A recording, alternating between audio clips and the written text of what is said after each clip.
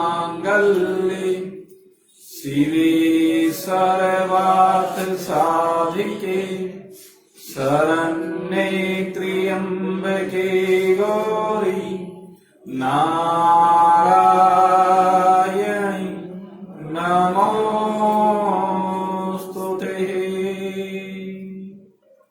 मङ्गलं भगवान् विष्णुः मङ्गलं गरुडध्वजः मङ्गलं पुण्डरीकाक्षः मङ्गलाय स्तनुर्हरिः।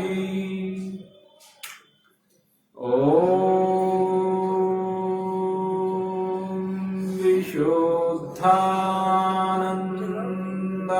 विशुद्धानन्दनामाय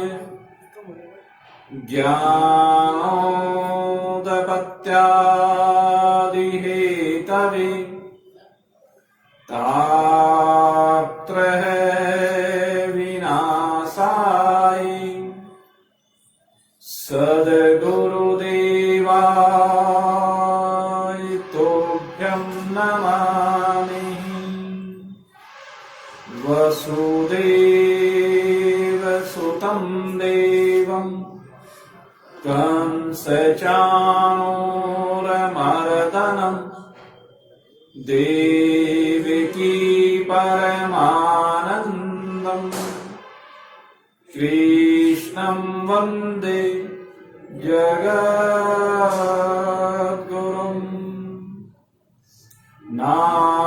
नारायणं नमस्कृत्य नरं चैव नरोत्तमं देवीं सरस्वतीं व्यासं ततो जयम् उदीरये।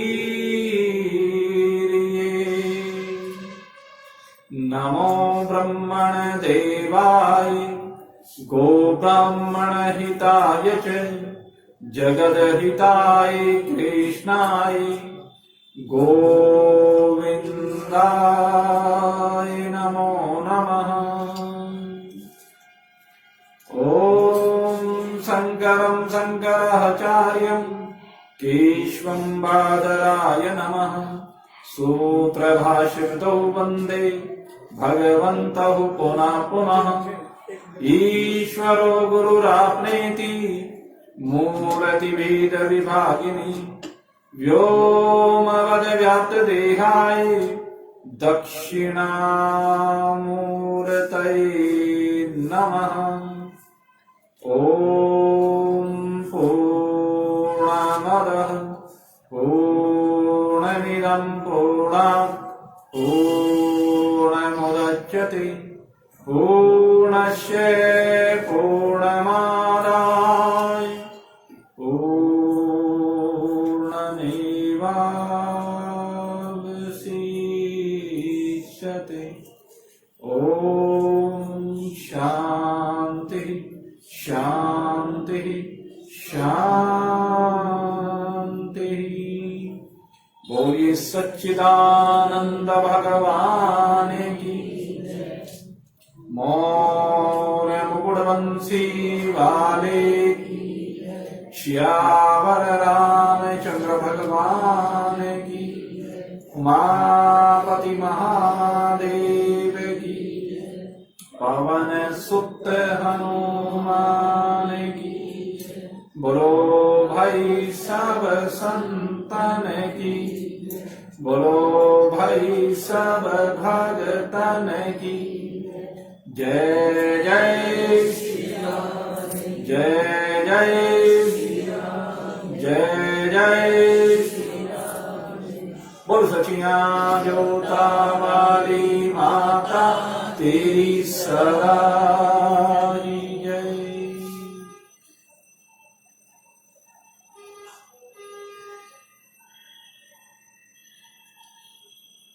इस पवित्रतम श्रेष्ठतम दिव्य है अलौकिक मानव तन के माध्यम से अपनी यात्रा को मृत्यु से अमृत की ओर ले जाते समस्त जिज्ञासु वृत्त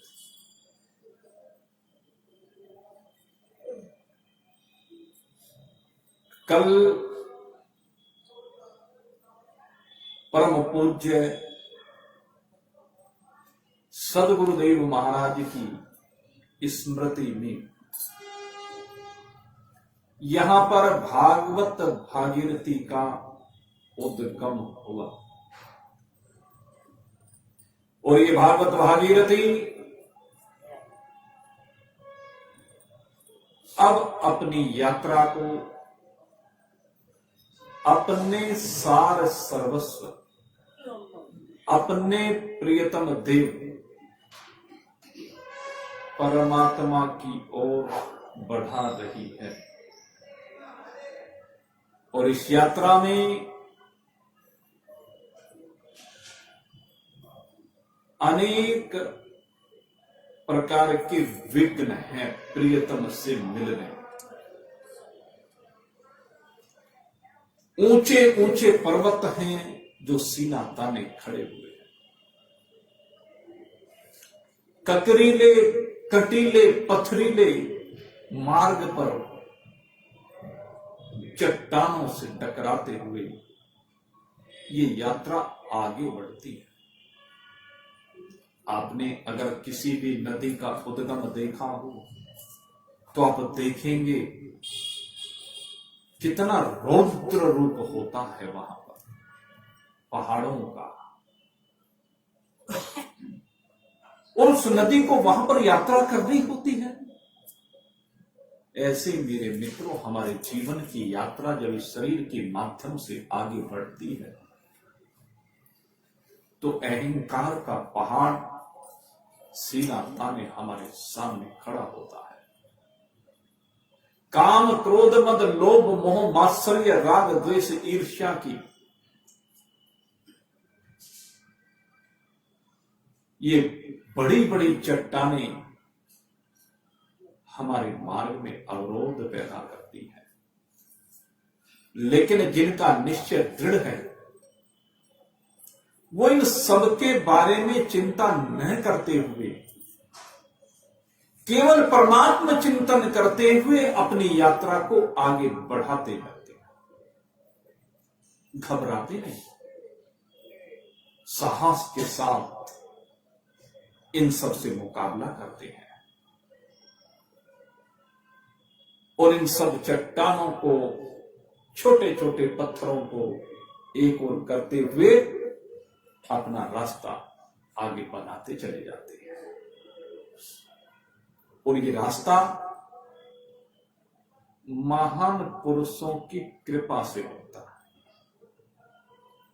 जीवन में जब कोई संत आ जाए तब ये रास्ता मिलता है।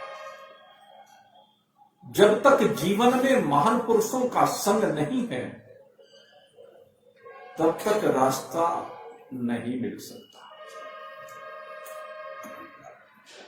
क्योंकि संसार में जो राह दिखाने वाले सामान्यतः मिलते हैं वो स्वयं भटके होते हैं, स्वयं दिग्भ्रमित होते हैं, उनको स्वयं ही दिशा के बारे में मालूम नहीं होता है।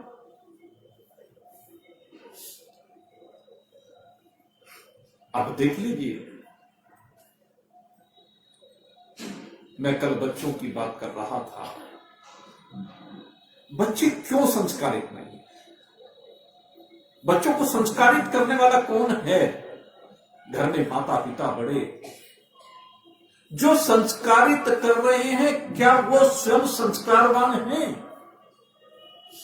अगर वह संस्कारवान है तभी तो बच्चों को संस्कार दे सकते हैं। अगर वही संस्कारित नहीं है तो बच्चों को कहां से संस्कार देंगे? चिंतन कर। संस्कार तभी दिए जा सकते हैं। तो पहले तो अपने को जानना।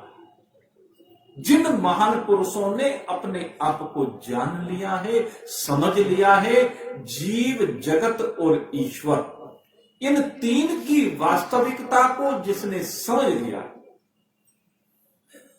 वही आगे इस वास्तविकता को समझा सकता, वही इनके संदर्भ में राह दिखा सकता है। और जिसने तीनों को जाना ही नहीं, जिसने जीव, जगत और ईश्वर के स्वरूप को समझा ही नहीं, वो क्या स्वरूप समझाएगा? इसलिए मेरे मित्रों, एक जीवन में संत होना चाहिए, और वो संत भी कैसा हो? ब्रह्मनिष्ठ हो, ब्रह्मवित्त हो। जब तक ब्रह्मनिष्ठ, ब्रह्मवित्त संत का प्रवेश हमारे जीवन में नहीं होगा तब तक कल्याण की कल्पना नहीं की जा सकती। ब्रह्मनित्त, ब्रह्मविष्ट संत ही हमारे जीवन में प्रवेश करने पर हमारे संशयों की निवृत्ति करता है। जीव, जगत और ईश्वर के संदर्भ में जो संशय होते हैं उन सबको निवृत्त करने का कार्य वही करता है, क्योंकि उसके स्वयं के संशय निवृत्त है, वो संशय विहीन है। और नहीं तो आप संसार में जब भी कोई साधक आगे बढ़ने की चाह लेकर के चलता है तो उसको क्या मिलता है? आप सोच के देखिए,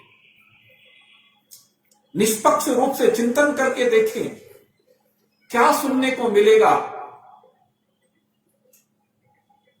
किसी भी मत में चले जाइए, किसी पंथ में चले जाइए, किसी संप्रदाय में चले जाइए, सबसे पहली जो सीढ़ी है उससे आगे पहुंचने वाला कोई कोई बिरला मिलेगा।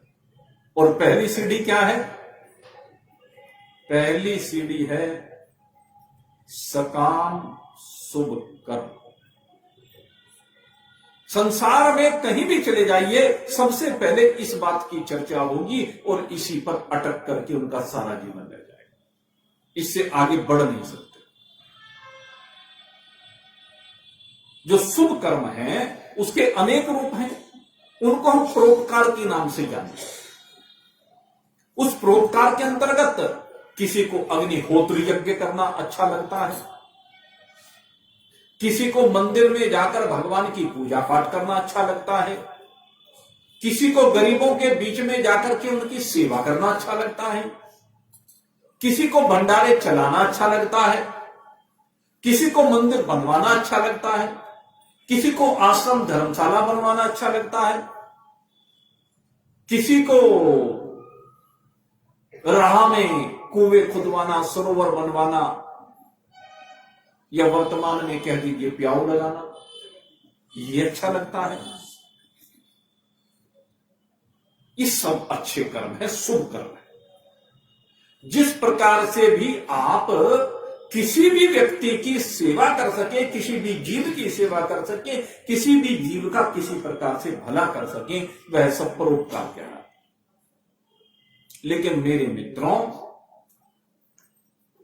जीवन केवल इतने के लिए नहीं मिला है, यहीं तक सीमित रहने के लिए जीवन नहीं मिला है। अधिकांश जगह पर आप जाएं तो सारी जिंदगी यहीं से प्रारंभ करेंगे और यहीं पर निवृत्त हो जाएंगे।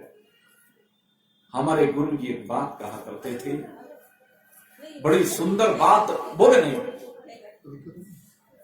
बड़ी सुंदर बात वो कहा करते थे।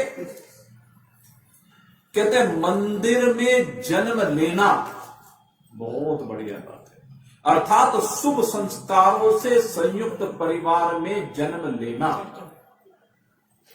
जिन परिवारों में अच्छे संस्कार मिलते हैं, धार्मिक संस्कार मिलते हैं, परोपकारी संस्कार मिलते हैं, शुभ कर्म करने की प्रेरणा मिलती है, वो मंदिर, वहां पर जन्म लेना बड़े सौभाग्य की बात है।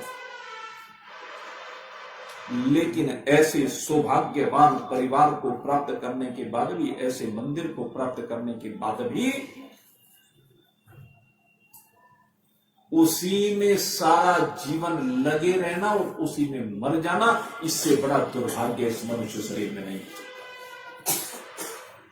भाई उनको जरा कुर्सी दिलवा दो पीछे वहां से।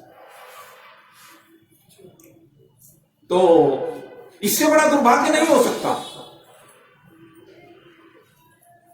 अब आप कहेंगे भाई दुर्भाग्य की क्या बात है? तो मेरे मित्रों, इसके पीछे कारण है, महान पुरुष हमें बताते हैं, हमारे शास्त्र हमें समझाते हैं और भगवान ने निर्देश दिया है। कहते इस सबको करने से क्या मिलेगा? कहते इसका फल है आपको स्वर्ग की प्राप्ति हो जाएगी। यही तन कर फल, इस तन कर जो मनुष्य तन आपको मिला है, ये फल नहीं है। स्वर्ग स्वल्प अंत दुग्धा,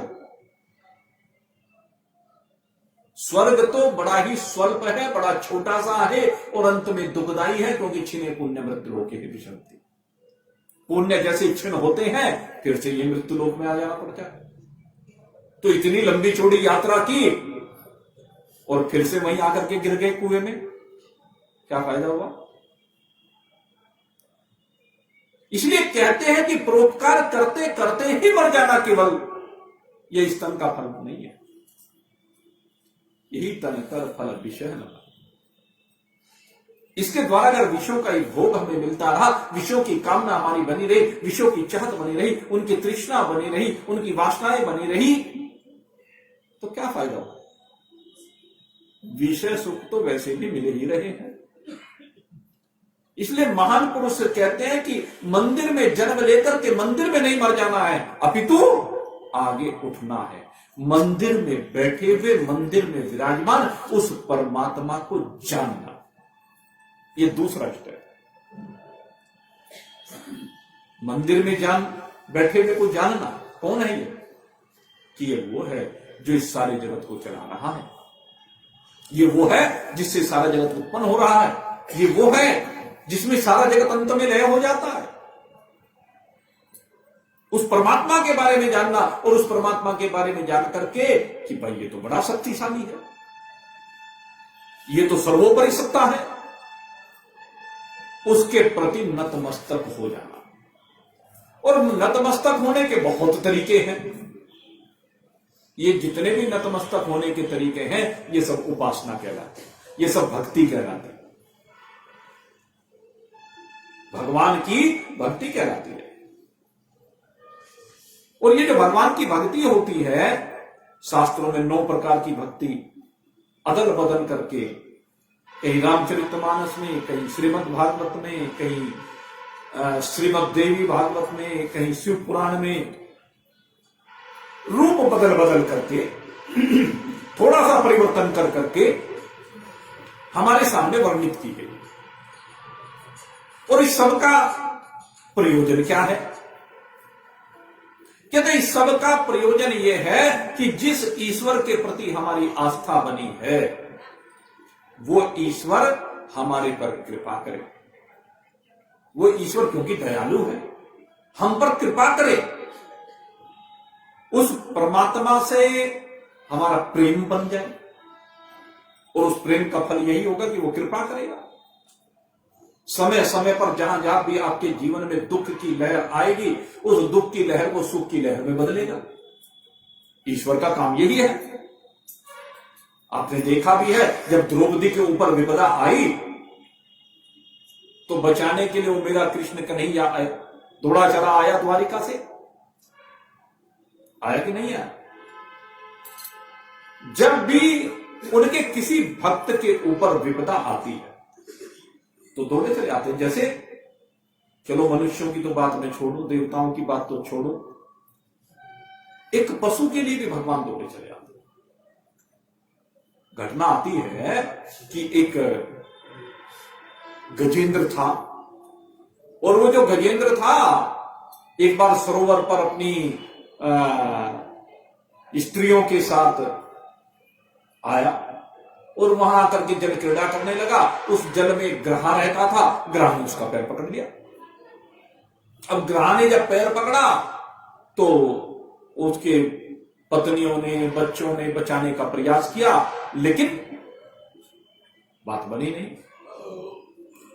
और जब बात नहीं बनी, सब धीरे धीरे छोड़ करके चल दिए। कहने लगे भाई अब तेरे साथ हम थोड़े ना मरेंगे। और है भी बात ये, मरने वाले के साथ कोई मरता नहीं है। अब तेरी तो मृत्यु निश्चित है, क्यों तो काल रूपी ग्रह ने पकड़ ही लिया है। अब तू बचने वाला नहीं, इसलिए बाकी सब साथ छोड़ छोड़ करके चले। जिनसे प्रेम करता था सब छोड़ करके चले गए। उसने देखा, हो भाई ये तो जगत के जितने साथी हैं सब झूठे हैं, ये तो सब छोड़ करके चले गए मुझे, मैंने इनसे इतना प्रेम किया। और आखिर में जब उसे कोई आशा की किरण नजर नहीं आई, मदद वहां पर उसने किसी की ना पाई, सरोवर में गजग्रह की थी लगाई। जब उसकी शक्ति कुछ काम ना आई और मदद उसने वहां पर किसी की ना पाई, तो क्या हुआ फिर? उठा सूंड आवाज हरि को लगाई। अपनी सूंड ऊपर उठाई और आवाज हरि को लगाई। देखो, एक गज भी, एक पशु भी, एक हाथी भगवान का स्मरण करने लगा कि भगवान क्या, बचाओ बचाओ बचाओ। और जब भगवान से कहा कि बचाओ बचाओ बचाओ, भगवान ने उसकी करुण पुकार को सुन लिया। जब भी कोई करुण पुकार करता है ना, भगवान जरूर सुनते हैं। ये विश्वास रखिए। अगर यदि आप भी सच मानिए, सच्चे दिल से अगर पुकारेंगे ना, तो भगवान आपकी पुकार जरूर सुनेंगे। ऐसा हो नहीं सकता कि भगवान आपकी पुकार ना सुने। तो भगवान पुकार सुन लेते हैं, और पुकार सुनने के बाद फिर कहते हैं कि भगवान दौड़े दौड़े चले आते हैं। और दौड़े दौड़े आए और आकर के उस ग्रह का उद्धार किया भगवान ने, और गज को बचाया उस ग्रह से। जान बच गई उस गज की। अब गज की जो जान बच गई, उसने भगवान की फिर स्तुति की। हम भी बहुत स्तुतियां करते हैं, बहुत स्रोतों का पाठ करते हैं, पता नहीं कितने स्तोत्र हैं, कितने चालीसा हैं, जो जिसके प्रति जैसे भी आस्थावान है हम सब लोग करते हैं। और उससे संबंधित भगवान का जो भी स्वरूप है वो प्रसन्न होता है, प्रसन्न होकर के हमें वरदान देता है, मनोवांछित चीजें प्रदान करता है। तो ये जो उपासना पद्धतियां हैं, इनसे भगवान की कृपा प्राप्त होती है, इनसे जीवन सुखद होता है। और इस शरीर के त्याग करने के बाद फिर से कहां पहुंच जाते हैं? भगवान के लोक में पहुंच जाते हैं। तो दूसरी स्थिति है, लेकिन कहते हैं इस मनुष्य शरीर को प्राप्त करके इससे भी आगे बढ़ना है। यहीं पर इतिश्री नहीं कर देनी। अगर यहां पर इतिश्री हो जाती है तो भी फिर यात्रा लंबी हो गई, यात्रा फिर लंबी हो। इस मनुष्य शरीर का जो प्रयोजन है वो हल नहीं हुआ। मनुष्य शरीर इससे भी आगे की बात करता। अब आप देखिए, आप जितनी भी कथाएं सुनते हैं, जितने भी शास्त्र आपने पढ़े होंगे सामान्यतः ही, जितने भी गुरुओं की बातों को आपने सुना होगा, तो इससे आगे की बात सुनी है क्या कहीं? कोई एक आध ऐसी जगह होगी जहां पर इससे आगे की बात बताई जाए। और मेरे मित्रों, जहां पर इससे आगे की बात बताई जाती है, वहीं से आपको संजीवनी शक्ति मिलती है, वहीं से आपकी मृत्यु का रास्ता समाप्त हो जाता है। उसके बाद फिर मृत्यु की बात नहीं होती है, उसके बाद तो केवल अमृत्यु की बात होती है। और यहां भागवत में यही सिखाया जाता है। ये जो भागवत है, ये जो भागवत है, ये इसी को सिखाने के लिए है। श्री सूत जी सोनक आदि ऋषियों को यही सिखा रहे हैं कि तो मृत्यु से छुट्टी कैसे हो सकती है। ये मनुष्य शरीर जो तुझे मिला है, वो मृत्यु से छूटने के लिए मिला है, मृत्यु से बचने के लिए मिला है, अमरता के लिए मिला है, कभी न मरने के लिए मिला। परीक्षित जी को मरने का ही तो भय था, आप सब जानते हैं।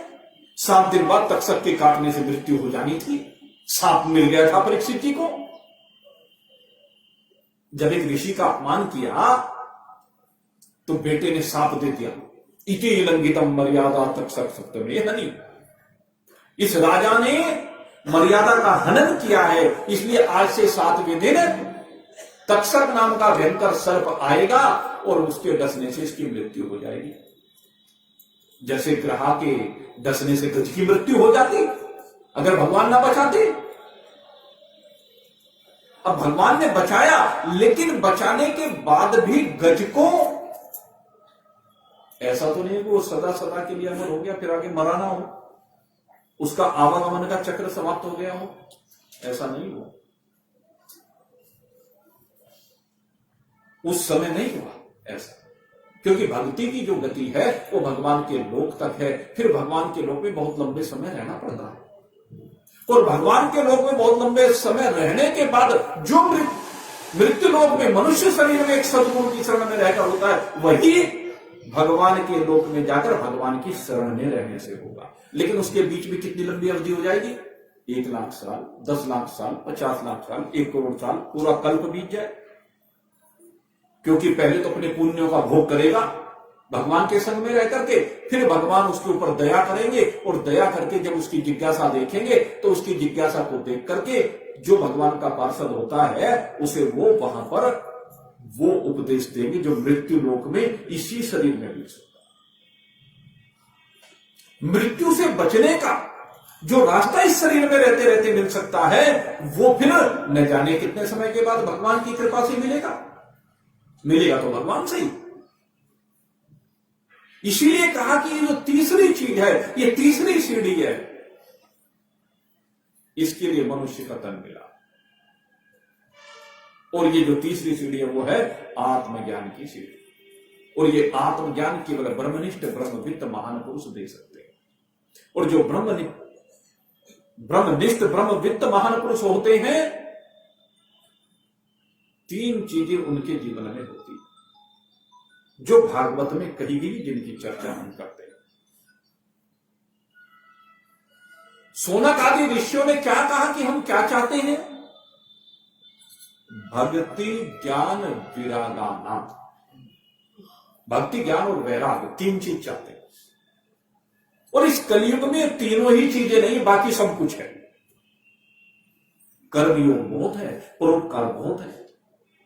आप चिंतन करके देखें, जितने शुभ कर्म आज के समय में हो रहे हैं, उतने शुभ कर्म तो शायद सत्ययुग में बिना लोग करते हैं।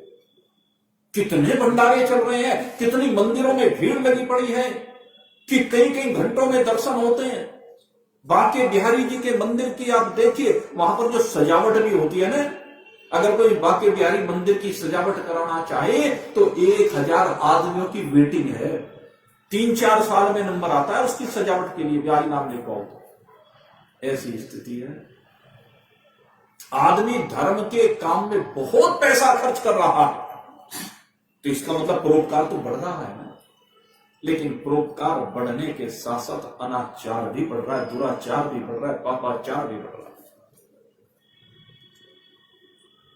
पहले जो परोपकार किया करते थे वो संत लोग किया करते थे, या कह लीजिए संत लोग सेठों से कराया करते थे, राजाओं से कराया करते थे। संतों का काम होता था, ऋषियों का काम होता था, मुनियों का काम होता था प्रेरणा देना। लेकिन आज व्यक्ति के चरित्र के ऊपर देखिए। ये जो परोपकार कर रहे हैं, व्यक्ति के चरित्र क्या हैं उनके, परोपकार करने वालों के। मैं अपने मुख से कहना नहीं चाहता, सब जानते हैं। और यही कारण है कि आज तीर्थ भी दूषित हो गए हैं, तीर्थों पर भी वो पवित्रता नहीं रह गई है। और एक चीज और बता दूं, अगर तीर्थ पर जाने से पुण्य लाभ मिलता है कितना, अगर यदि घर में आपने कोई शुभ कर्म किया और घर के शुभ कर्म के 100 गुना पुण्य लाभ वहां मिलता है तीर्थ पर, तो पाप का भी यही है भाई। अगर तीर्थ पर जाकर के आपने पाप किया तो जितना फल यहां मिलेगा, यहां से 100 गुना फल तीर्थ पर पाप करने का मिलता। और आज तीर्थ पर कितने पाप हो रहे हैं इसकी कोई गिनती नहीं। तीर्थों पर भी बहुत पाप हो रहे हैं, भावना बदल गई। तो मेरे मित्रों, मेरा कहने का भाव क्या है कि आवश्यकता है एक ब्रह्मनिष्ठ ब्रह्मविद गुरु की।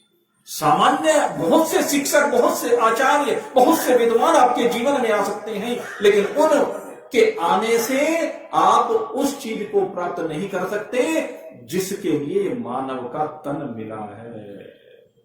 यही चेत वेदी तत् सत्यमस्ति न चेत वेदी महति विनष्टि। वेद भगवान कहते हैं कि इस शरीर के रहते रहते अगर यदि उसको प्राप्त नहीं किया जिसके लिए आप आए हैं, तो इससे बड़ा अपराध, इससे बड़ा पाप आपने कुछ नहीं किया। क्योंकि भगवान ने मानव का तन दिया ही इसीलिए है। और वो है क्या? अब बात यह आती है कि वो है क्या, लोगों को जानने को ही नहीं मिलता। बड़े बड़े जो उपदेश देने वाले लोग हैं वो तक भी ये जान ही नहीं पाते कि है क्या। कोई कोई बिरला होता है, मनुष्यानाम सहस्त्रेषु, भगवान श्री कृष्ण गीता में कह रहे मनुष्यानाम सहस्त्रेषु, हजारों मनुष्यों में कोई एक बिरला होता है जो इस बात को जान पाता है कि मनुष्य शरीर का उद्देश्य क्या है। साधन धाम मोक्ष करि द्वारा, कहते हैं ये साधन किए जाए। साधन करने की आवश्यकता है, काहे के लिए? मोक्ष के लिए। इस शरीर में ही आपको मुक्ति की प्राप्ति हो सकती है। आप किसी भक्ति करने वाले के पास जाए जो किसी भी विधि से भक्ति कर रहा है, तो वो क्या कहता है कि हमें मुक्ति नहीं चाहिए, मुक्ति तो भक्ति की दासी है। वो जानते नहीं मुक्ति होती क्या है। जैसे लोमड़ी ने पेड़ पर लटके हुए अंगूरों को देखा, पहुंच से दूर थे तो कह दिया कि अंगूर खट्टे हैं।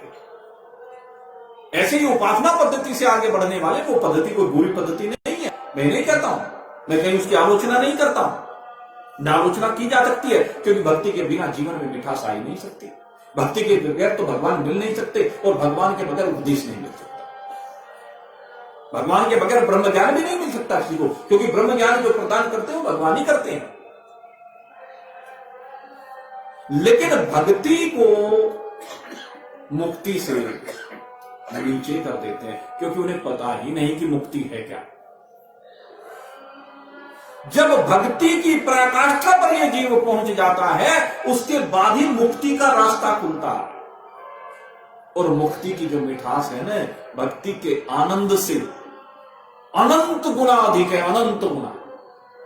आप समझ लीजिए, भक्ति की मिठास कई गुणी बढ़ती जाए। आज मान लीजिए आप भक्ति कर रहे हैं भगवान श्री कृष्ण की, भगवान श्री राम की, मां भगवती की, जिसकी भी, और वो जो भक्ति कर रहे हैं उसमें जो आनंद आ रहा है आपको, आपने 1 दिन की, 2 दिन की, 10 दिन की, महीना, साल, 2 साल, और एक ही स्थिति में आप रहे, और मैं कहूं तो भक्ति के आनंद को बढ़ाइए बढ़ाइए बढ़ाइए, और वो आनंद बढ़ना शुरू हो जाए। जब आनंद आपका बढ़ता जाए बढ़ता जाए बढ़ता जाए, पहले 1 मिनट आनंद आता था, फिर 5 मिनट आने लगा, फिर 10 मिनट आने लगा, फिर 1 घंटा आने लगा, फिर 2 घंटे आने लगा, फिर 24 घंटे आने लगे। जिस समय आपको 24 घंटे ही आनंद आने लगे, वही मुक्ति की स्थिति। यस, तो ये स्थिति अच्छी है कि बुरी है? अगर आपका जीवन 24 घंटे के लिए आनंदमय हो जाए, एक क्षण के लिए भी दुख का आपके जीवन में प्रवेश ना हो, तो वो श्रेष्ठ है कि नहीं है? सोच कर देखिए।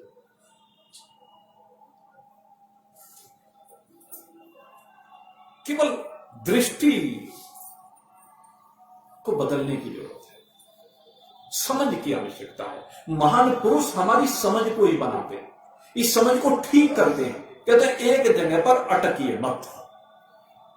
मान लीजिए आप जा रहे हैं भगवान बद्रीनाथ के दर्शन करने के लिए, यहां से चले और चलते चलते आप जो है यहां से रास्ते में हरिद्वार पहुंचे, रात को रुक गए। अब रात को रुकने के बाद आप जो है अब हरिद्वार में गए तो मां गंगा जी का तट बड़ा शीतल, मां गंगा जी का जल, वहां पर बड़े अच्छे अच्छे संतों के दर्शन, और वहां पर बड़े सुंदर सुंदर दिव्य मंदिर। और उन मंदिरों को देख करके आपने देखा है तो इतने बड़े बड़े मंदिर बने हुए हैं यहां पर। सप्त सरोवर पर आप देखेंगे एक से बढ़कर के एक मंदिर बने हुए। लाल माता का मंदिर बना हुआ है, भारत माता का मंदिर बना हुआ है, सप्त ऋषियों के मंदिर, न जाने कितने मंदिर वहां पर बने हुए। एक से बढ़कर के एक पवन धाम को देख जिस समय बना है, ऐसा आकर्षण का केंद्र बना, क्या पूछे। एक से बढ़कर के एक मंदिर, और है भी, इसमें कोई दो नहीं। अब उनकी सुंदरता को किसी ने देखा, जो जा रहा था बद्रीनाथ, उन मंदिरों की सुंदरता को देखा और देख करके उधर बद्रीनाथ से एक व्यक्ति लौट करके आ रहा था और उससे पूछा, भैया आप बद्रीनाथ हुआ है कि हाँ। कहने लगे भाई कैसी जगह? बद्रीनाथ का तो कोई जवाब नहीं है। कहने लगे एक बात तो बता, रास्ता कैसा है? बड़ा कठिन रास्ता, अरे ऐसे ऐसे पहाड़ चढ़ने पड़ते हैं। अच्छा वहां जो मंदिर बना हुआ है वो कैसा है? कहते जो ये सामने मंदिर दिखा रहा है इससे सुंदर है कि नहीं? देखो जो मंदिर वहां पर है, वहां तो प्राचीन काल का मंदिर बना हुआ है, पुराना सा मंदिर है, उसकी शोभा और आज जो मंदिर बने इनकी शोभा का क्या मुकाबला हो सकता है? आज तो इसमें सारी तकनीक लगा दी गई, इतनी सुंदरता, इतनी भव्यता, इतनी दिव्यता इन मंदिरों में है, इसके सामने बद्रीनाथ जी के मंदिर में कहां भव्यता? अब वो कहने लगा, अरे जब घर में बैठ करके यहां हरिद्वार में इतने बढ़िया मंदिर देखने को मिल रहे हैं, वहां ऊपर जाकर के मैं क्या करूंगा? इतना लंबा सफर तय करूंगा, तकरीले पथरीले रास्तों से जाऊंगा, पहले तो पैदल जाया करते थे लोग, तो वो वहीं रुक जाए। अब भगवान तो हरिद्वार में भी है, मंदिर तो हरिद्वार में भी है, लेकिन वो बद्रीनाथ की यात्रा उसकी अधूरी रह गई। और जब तक बद्रीनाथ की यात्रा पूरी नहीं हुई, जब तक उस बद्रीनाथ भगवान से नहीं मिला, उसकी कृपा तो नहीं मिल सकती। रह गए ना बीच में, तो बीच में प्रलोभन दिए गए और इन प्रलोभनों में जीव फंस जाता है। ब्रह्म ज्ञान के मार्ग पर प्रलोभन नहीं है। कैसे प्रलोभन नहीं है? कि भाई इस रास्ते पर जाएगा तो तेरे घर में आज्ञाकारी संतान होगी, तेरे अनुकूल पत्नी होगी, ध्यान रखने वाला पति मिलेगा, घर में धन संपदा इतनी हो जाएगी कि रखने को जगह नहीं मिलेगी, आदि आदि। ये प्रलोभन ही तो है। तो ज्ञान मार्ग पर यह प्रलोभन नहीं है, वहां तो इनसे छुट्टी है। अच्छा एक बात बताओ, आपके जीवन में जितने दुख आप अनुभव करते हैं, वो दुख कहां से आ रहे हैं? सोच के देखिए। जो मैंने अभी बातें बताई हैं, इनसे अलग कहीं और से आते हैं क्या?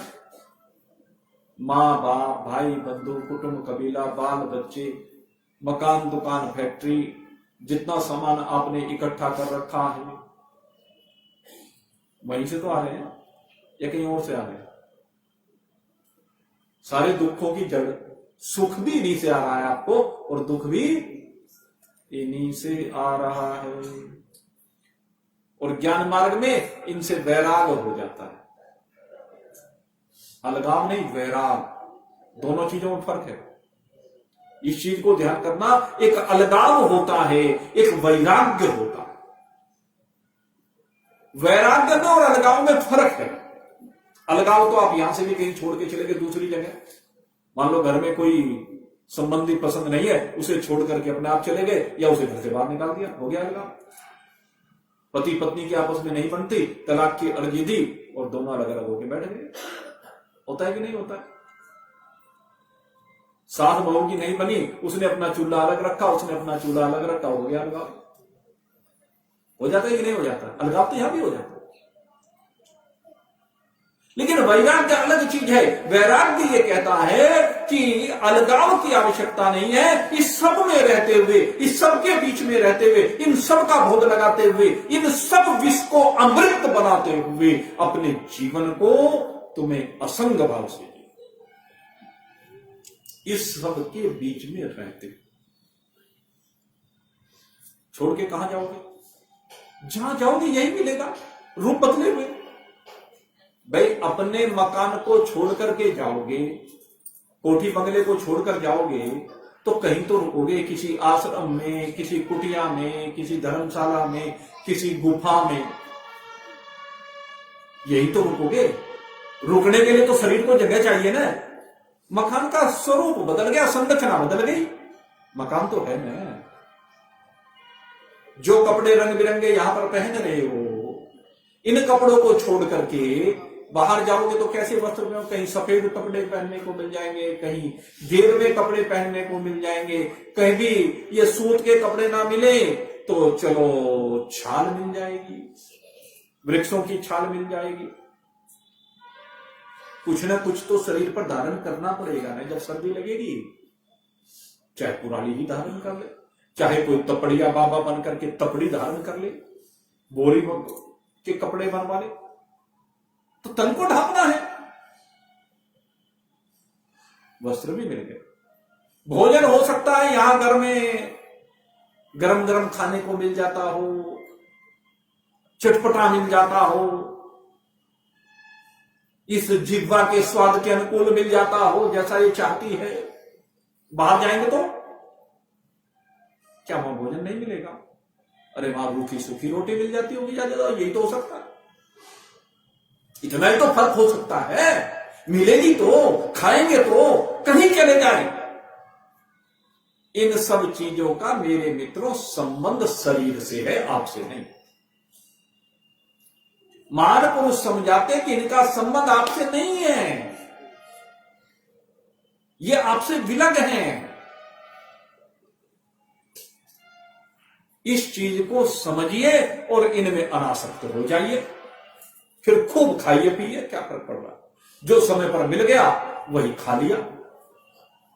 जो फकीर हो जाते हैं, जो बैरागी हो जाते हैं, जो संत हो जाते हैं, ऐसा नहीं कि वो भोजन करना छोड़ देते हैं, ऐसा वस्त्र पहनना छोड़ देते हैं, कहीं महल में रहना छोड़ देते हैं अगर मिले तो, ऐसा कहीं नहीं।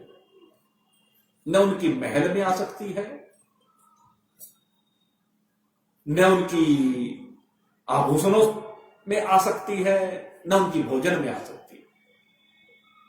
वो आसक्ति से विरहित होकर के जीवन को जीते हैं, इसलिए फकीर कहलाते हैं। और उनकी मस्ती अलग ही होती है, आप जानते हैं कैसी होती है वो मस्ती। वाह वाह रे मौज फकीरा दी, वाह वाह रे मौज फकीरा दी, वाह वाह रे मौज फकीरा दी, वाह वाह रे मौज फकीरा दी। कभी वो ओढ़े साल दो साल, कभी वो ओढ़े साल दो साल, कभी चदरिया लीरा दी, वाह वाह रे मौज फकीरा दी, वाह वाह रे मौज फकीरा दी। साल दो साले ओढ़ने को मिल गए तो उसमें भी वही हाल है। और क्या मिल जाए? चाहे फटी हुई चदरिया मिल जाए, लीरा वाली, लीरे हो रहे कहते थे, कैसी ही मिल जाए, तन को ढांपना है। किस लिए?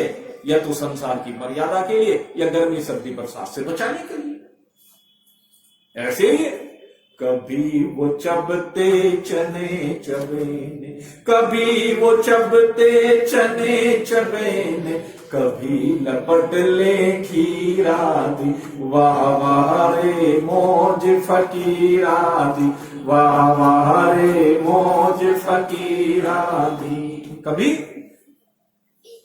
चने चावने को मिल जाए तो उसमें भी मस्त है, और कभी खीर खाने को मिल जाए तो उसमें भी मस्त है। दोनों में मस्ती एक जैसी है, कोई फर्क नहीं है।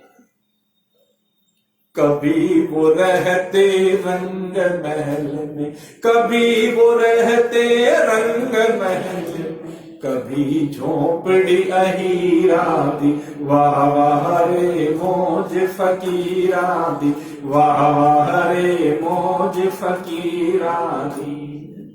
कभी किसी राजा के महल में उसके आतिथ्य को स्वीकार करते हैं, वहां पर निवास हो जाता है, और कभी टूटी फूटी किसी गरीब की झोपड़ी में सूखी रोटी खा करके। लेकिन दोनों स्थिति में कोई फर्क नहीं है,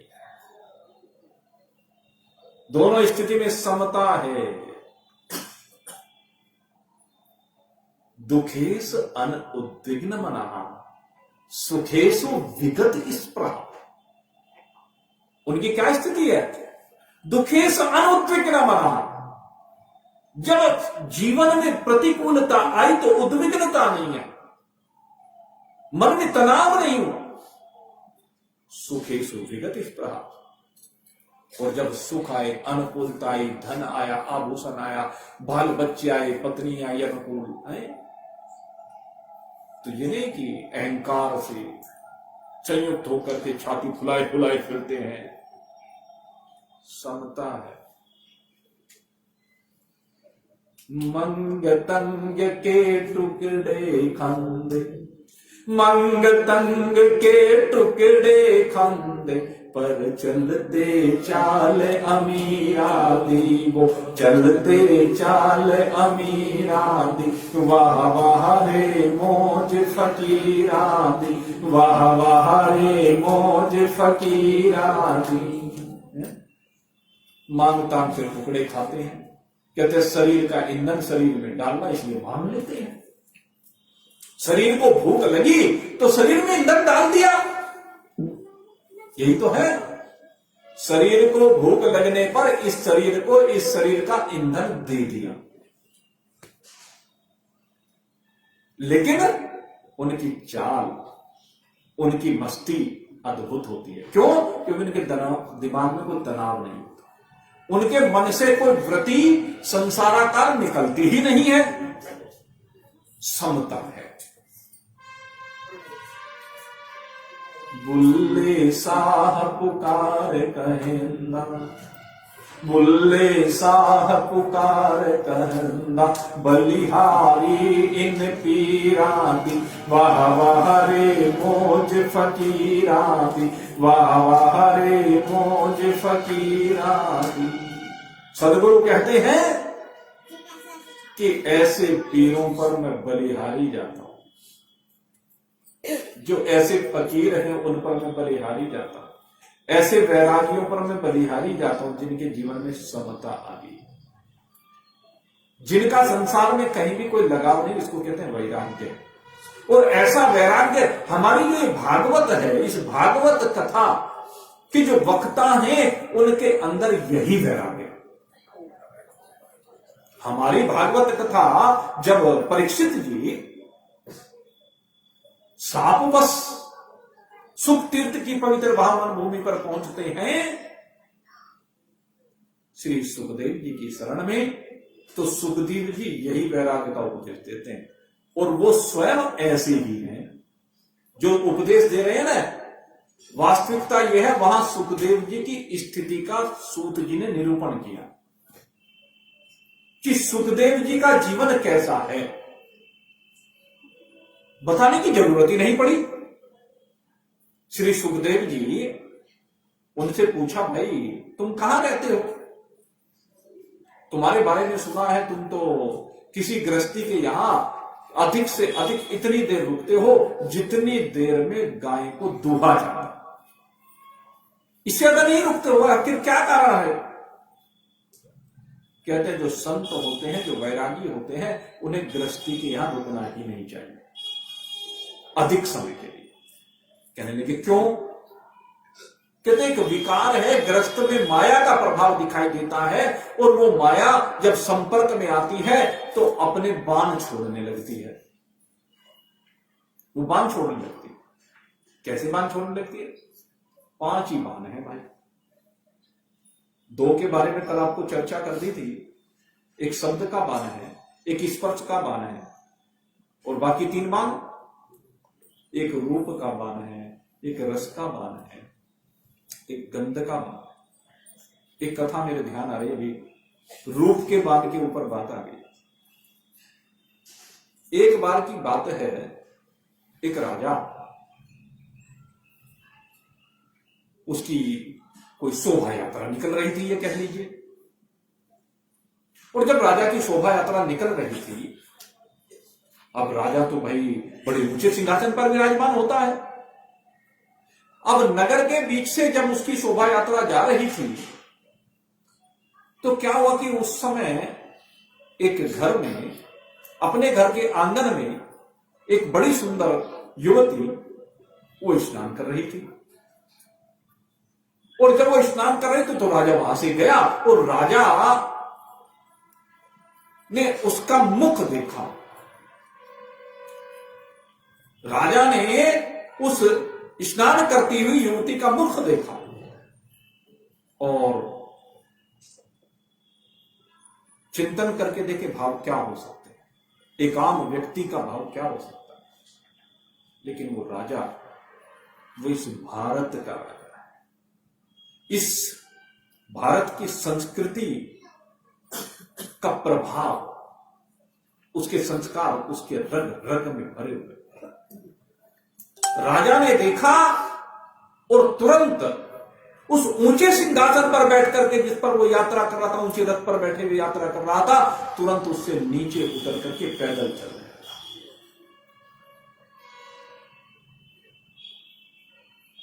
मंत्रियों ने पूछा क्या कर रहे हो? और मंत्रियों के पूछने पर जो राजा ने कहा, कहते हैं मैं राजा के पद पर बैठकर के एक दायित्व का निर्वाह कर रहा हूं, लेकिन इस पद पर बैठ करके मैं अपनी आंखों के द्वारा किसी अपनी मां को, किसी अपनी बहन को, किसी बेटी को स्नान करते हुए नहीं देख सकता। यह है भारत की सब। पैदल हो लिया, ये संस्कारों की बात है। नहीं तो भाई माया तो अपना प्रभाव दिखाती ही है। आंखें ऐसी होनी चाहिए, इन आंखों के दोष का निवारण हमें करना होगा, महान पुरुषों की शरण लेकर। अगर यदि पंचभूत मात्र दिखने लगे, इन आंखों से क्या दिखे? क्या है ये? जितने भी लोग हमारे सामने बैठे हुए हैं, जितने पदार्थ बैठे हुए, क्या है? गोस्वामी जी महाराज ने भी छोटी सी बात कही, अवधूत दत्तात्रेय जी ने वही बात की, सब संतों ने वही बात कही। क्षिति जल पावक गगन समीरा, क्षिति जल पावक गगन समीरा, पंच रचित यह अधम शरीरा। 5 से मिलकर के ये शरीर बना, आकाश, वायु, अग्नि, जल, पृथ्वी, सबके शरीरों में यही है। अब जब सबके शरीरों में यही, किसको सुंदर कहीं और किसको कुरूप कहीं? काला भी उसी से बना है, गोरा भी उसी से बना है। ये तो मन की बात है, तो आंखों की बात है, वो किसको किस रूप में ग्रहण करता है, आंखों की बात है ना। ये दोष तो आंखों का है। आंखों से अगर यदि सब में केवल आकाश, वायु, अग्नि, जल, पृथ्वी दिखाई दे, सोच के देखें इससे अलग है भी क्या? इससे अलग और कुछ भी नहीं है, यही समझ है। पंचभूतात्मकम विश्वम मरीचि जल सन्निभम, अवधूत दत्तात्रेय जी ने कह दिया। पंचभूतात्मकम विश्वम, ये सारा का सारा विश्व केवल पंचभूत मात्र है। पंचभूतों के अतिरिक्त और कुछ है ही नहीं। और गोस्वामी जी ने इसको अधम शब्द लगा दिया। कहते हैं पंचभूतों से बना हुआ जो भी कुछ है वो अधम है। कहने लगे तुम इसको अधम क्यों कह रहे हो? कहने मैं अधम इसलिए कह रहा हूं क्योंकि एक क्षण के लिए भी स्थिर रहने वाला नहीं है, एक क्षण के लिए भी टिकने वाला नहीं है, क्षण क्षण में परिवर्तनशील। ये इतनी सुंदर माला अब बड़ी सुंदर लग रही है। जिस समय पुष्प अपने जिस पौधे पर ये लगे हुए थे तो पौधा कितना सुंदर लग रहा, वहां से टूट करके आए तो ये माला का रूप धारण करके आज हमारे सामने मेरे हाथों में बड़ी दिव्य सुगंध आ गई। और अगर यदि मैं यही पुष्प कल आपको दिखाऊं, परसों दिखाऊं, तरसों दिखाऊं, 10 दिन बाद दिखाऊं, 15 दिन बाद दिखाऊं, जिनकी सुगंध आ रही है, जिसमें आप सूंघने को मन कर रहा है, 10 दिन बाद इसी में से दुर्गंध आने लगी और आप दूर फेंक देंगे अगर यदि किसी ने आपके सामने रख दिया। इसलिए अधम, जब तक इस शरीर में वो शिव बैठा हुआ है तब तक ही इसमें से सुगंध आती है, तब तक ये प्रिय लगता है। लेकिन जैसे ये शिव विहीन हो जाता है तो सब हो जाता है, दुर्गंध आने लगती है, गलने लगता है, फेंक दिया जाता है, जला दिया जाता है, दबा दिया जाता है। तीन ही तो गति है, या तो दबाएंगे या जल में फेंक देंगे, उसको बहा देंगे या जला देंगे। तीन ही गति है इस शरीर की, सबके साथ ही है। तो इसलिए कहा गोस्वामी महाराज ने कि अधम है, इसलिए इसमें क्यों आसक्त हो रहे, इसमें से आसक्ति का परित्याग करो। और कहां करें? कहते हैं जिसकी वजह से इन सब में आकर्षण है, बस वृत्ति को उधर ले जाओ। ये विनाशी है, ये निवृत्त हो जाने वाला है, ये जल जाने वाला है, लेकिन आत्मा जलने वाला नहीं है, आत्मा गलने वाला नहीं है। आत्मा इससे भिन्न है। इस सब को हटाइए, एक एक करके हटाइए। जो जिसका भाग है उसको दे दीजिए शरीर में से। जिन 5 भूतों से बना है, 5 भूतों का भाग सबका अलग अलग देते जाइए। सुखदेव जी ने परीक्षित जी से यही कहा कि इन सबके भागों को दीजिए। एक एक करके सबका भाग देना शुरू किया और देने के बाद कहते हैं सबका भाग देने के बाद जो बचा सो दो। इसको इसी प्रकार से समझाया जाता है। ये अपवाद की रीति है, इसको कहते हैं आरोप अपवाद होता है। पहले इसको खड़ा किया जाता है शरीर को और फिर शरीर को हटाया जाता है, इसको अपवाद कहते हैं। इसको अन्वय और व्यतिरेक की युक्ति भी कहते हैं। बाध करके ही अपने स्वरूप का बोध होता है, बाध से बोध की ओर चलना, और बाध से बोध की ओर चलने के लिए सुखदेव जैसा वैराग्य चाहिए। कैसा वैराग्य है? कहते रहने के लिए गुफाएं, ओढ़ने के लिए आकाश रूपी वस्त्र है, बिछाने के लिए धरती का बिछौना है, कोई भी भोजन ग्रहण करने के लिए अंजुनी का बर्तन है, नदियों का जल है, बाहों का तकिया है। धूली दूसर गात्राणी धूत चित्तो निरामय ध्यान धारणा विनिर्मुक्त दुकारम तच्छ रक्षण। ये सुखदेव जी का लक्षण है। जो श्री सुखदेव जी हैं, धूली दूसर गात्राणी, जिस समय उनका आगमन हुआ सुख तीर्थ की पवित्र पावन भूमि पर, जहां पर परीक्षित जी आकर विराजमान हुए अपनी शंका का समाधान करने के लिए, या कह लीजिए भगवान की प्राप्ति करने के लिए, उस पवित्र स्थान पर जब सुखदेव जी का आगमन हुआ तो उनके शरीर पर धूल ही धूल है। घुंघराले बाल यूं ही जटाएं सी बनी हुई लटकी हुई, जैसे कोई पागल सा दिखाई दे रहा हो। उनका स्वरूप कैसा दिख रहा है? जैसे पागल सा हो, कोई बाबरा सा हो, ऐसा उनका स्वरूप दृष्टिगोचर हो रहा है। और जब उनको देखा, अब आप सोचिए, जब कभी किसी ऐसे व्यक्ति को देखें तो लोग खिल्लियां उड़ाते हैं, टोंट कसते हैं, तो वही सुखदेव जी के साथ हुआ। सुख तीर्थ के निकट से जब वो आ रहे थे, गांव के निकट से आ रहे थे, तो वहां से बच्चों ने देखा कोई पागल आ रहा है, बाबरा आ रहा है, उठा करके ढेले मारने शुरू कर दिए, गंदगी फेंकनी शुरू कर दी, गालियां देनी शुरू कर दी। उनके पीछे पीछे जनता पागल पागल कहते हुए दौड़ ली। और जैसे ही श्री सुखदेव जी का आगमन हुआ, कहा? उस सुख तीर्थ की उस पवित्र पावन भूमि पर जहां पर ऋषि मुनि उनका समूह विराजमान है। एक से बढ़कर के एक ऋषि जहां पर हैं, पाराशर जी हैं, वशिष्ठ जी हैं, भगवान वेद व्यास जी हैं, देवन जी हैं, नारद जी हैं, न जाने कौन कौन से ऋषि वहां पर विराजमान हैं। और वहीं पर उनकी शरण में बैठा हुआ परीक्षित है।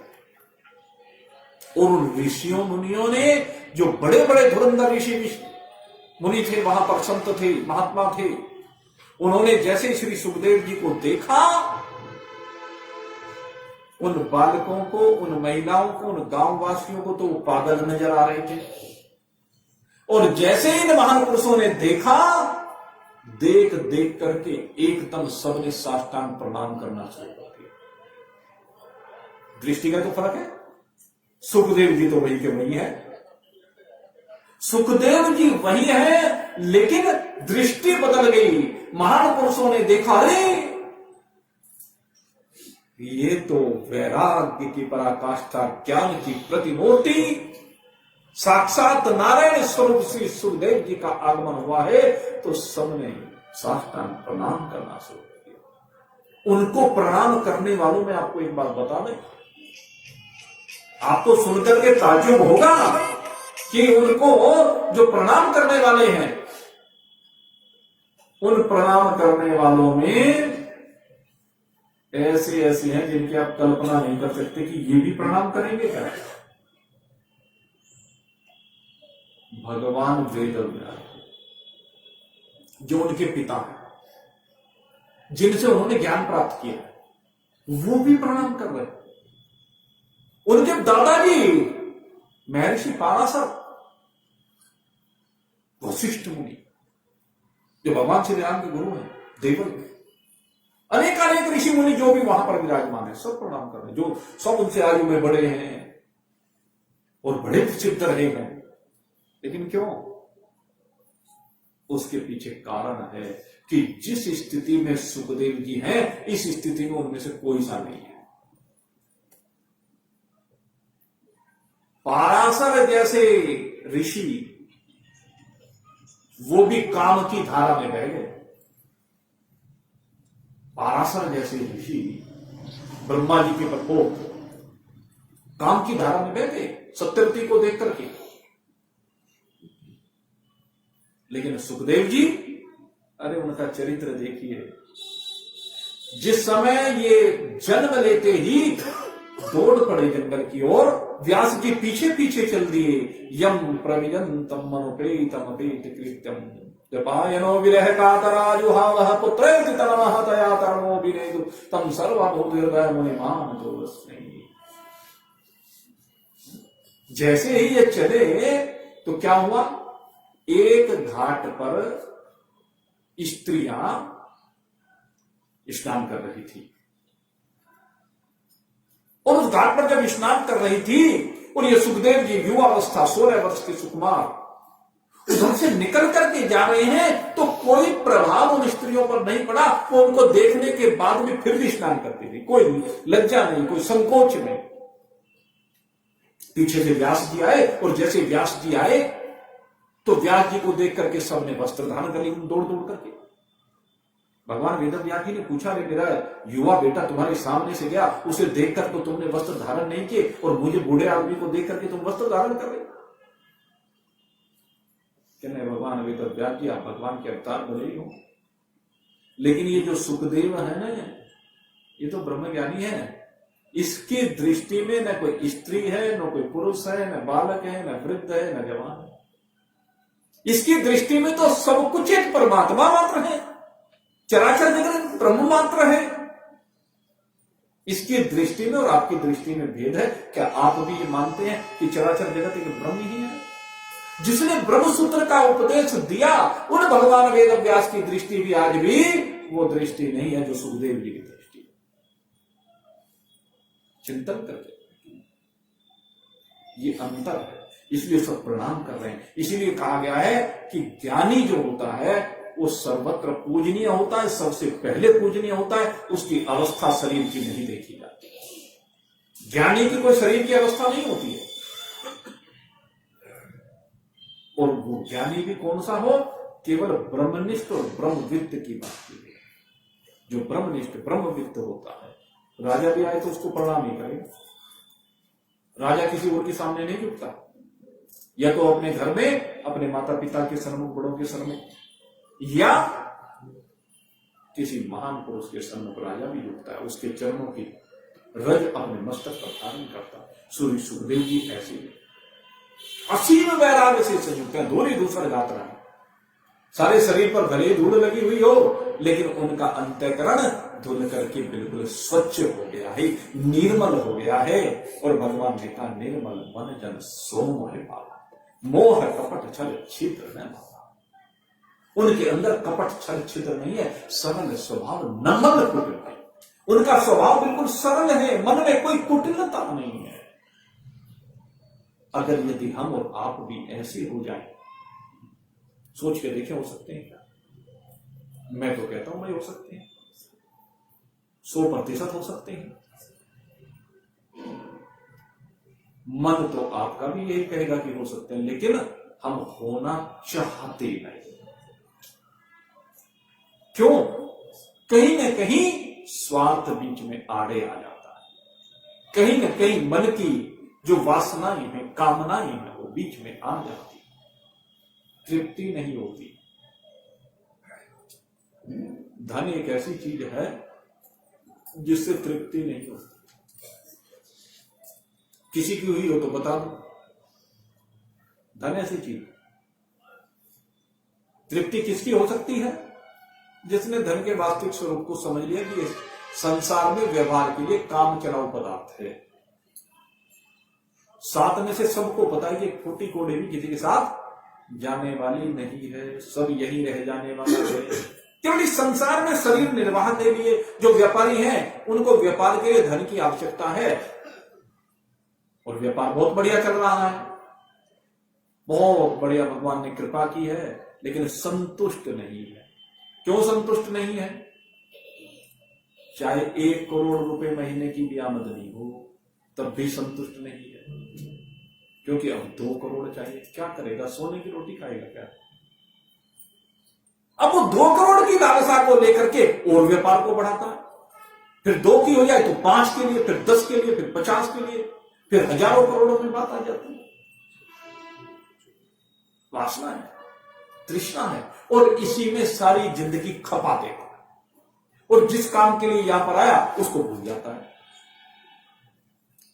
असली बात क्या है? उस काम को भूल गया। तू पैसा कमा रहा है, कोई बात नहीं, भगवान दे रहा है, कोई बात नहीं,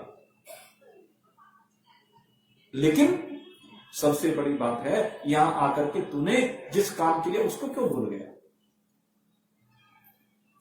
और याद कब आता है? जब सामने मौत खड़ी दिखाई देती। और मौत खड़ी होने पर सामने क्या होता है? धन के खजाने की ओर दृष्टि डालता है, और कभी यमदूतों की ओर दृष्टि डालता है। इधर वो धन का खजाना दिख रहा है, इधर वो यमदूत दिख रहे हैं। उनसे कहते हैं, भैया अरे बड़ी मेहनत करके जोड़ा है, बहुत परिश्रम किया है, मैंने तो इसका कुछ आनंद भी नहीं लिया, बस बाल बच्चे इसको खर्च करते रहे, उनकी मौज मस्ती में लगा रहा, मैंने तो कभी इसका उपयोग भी नहीं करके देखा। कहने तो मैं क्या करूं? यमदूत कहता है, मैं क्या करूं? तूने नहीं किया तो तेरी गलती। भगवान ने तुझे एक सीमित समय देकर के यहां पर यात्रा करने के लिए भेजा, और तूने उस सीमित समय का सदुपयोग किया है, दुरुपयोग किया, ये तुझे देखना है। तूने जोड़ जोड़ करके जो खजाने भर दिए हैं, ये तो भाई सब यहां का माल है, तो यही रह जाएगा। ये तूने दूसरे के लिए इकट्ठा किया है। अरे जोड़ जोड़ तूने भर लिए खजाने, फिर भी तृष्णा अड़ी रही, धरे रहे तेरे रंगले बंगले, खाली बारादरी रही।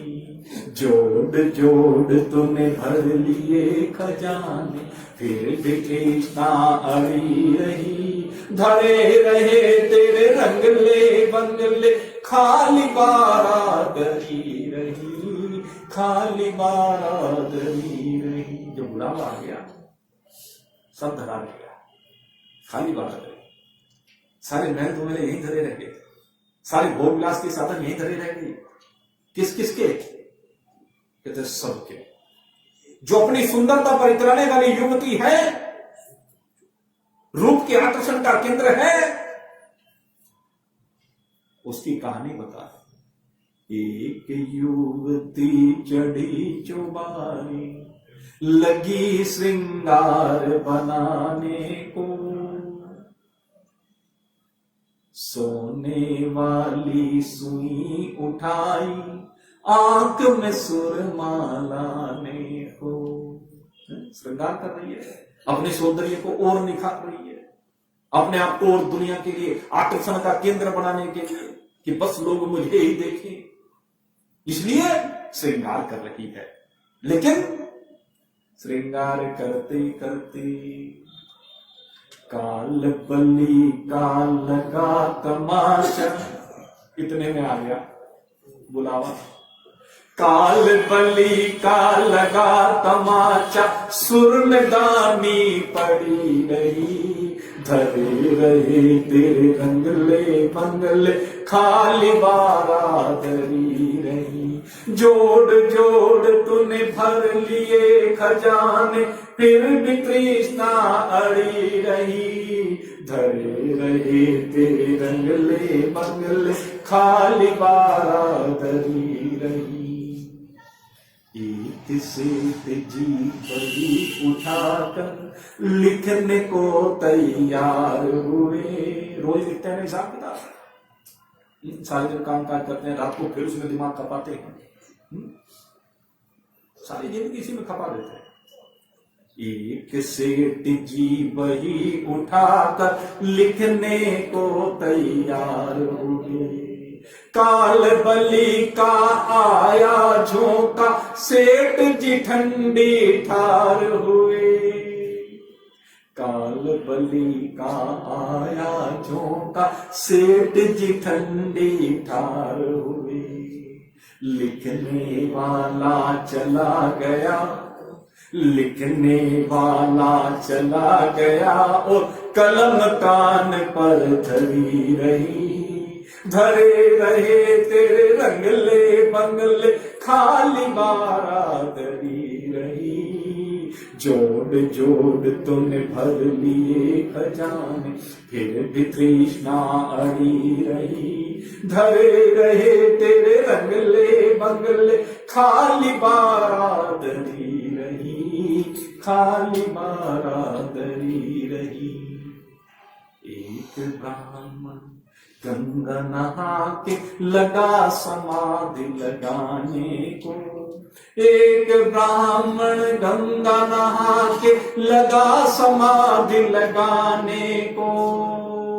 रुद्राक्ष की माला हाथ में लेकर लगा उसे टरकाने को, रुद्राक्ष की माला हाथ में लेकर लगा उसे टरकाने को।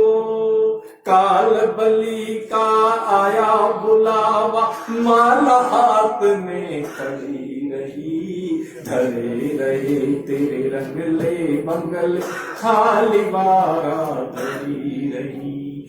जोड़ जोड़ तूने भर लिए खजाने, फिर भी तृष्णा अड़ी रही, धरे रहे तेरे रंगले बंगले, खाली बारादरी रही।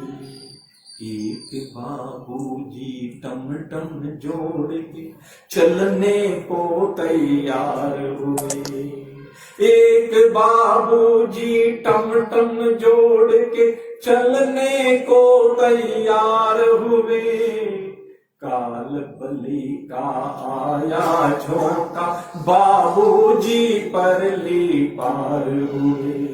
बाबूजी तो चले गए, और बाबूजी तो चले गए, और द्वार पर टम टम खड़ी रही, धरे रहे तेरे रंगले बंगले, खाली बारादरी रही। जो आप आपको सत्ता दे रहा है, स्फूर्ति दे रहा है, शक्ति दे रहा है, सब कुछ जिससे मिल रहा है, योग उसका करना है। और वो कौन है?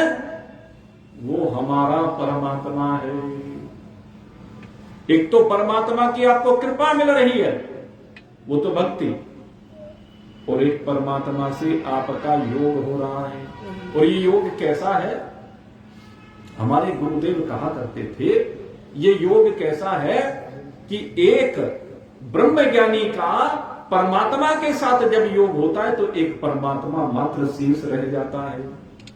एक में एक ब्रह्मज्ञानी आत्मा रूप से एक परमात्मा में मिला तो 1 + 1 = 1। यह मैथमेटिक्स का ये फॉर्मूला है।